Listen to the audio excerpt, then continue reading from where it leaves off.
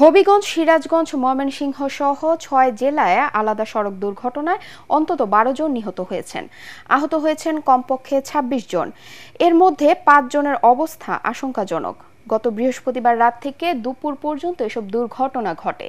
তাদের মরদেহ ও দুর্ঘটনা কবলিত যানবাহনগুলো উদ্ধার করেছে পুলিশ।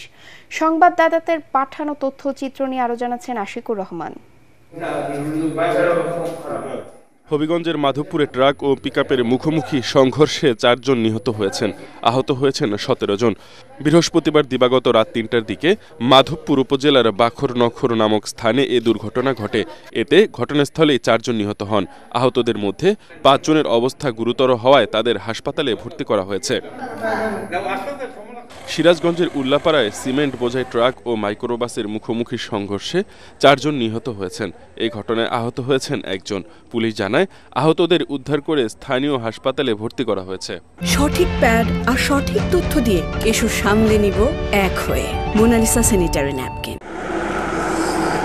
চুয়াডাঙ্গায় বাসের ধাক্কায় ভ্যানের ২ যাত্রী নিহত হয়েছে। ভোরে ৯ মাইল নামক স্থানে এই দুর্ঘটনা ঘটে।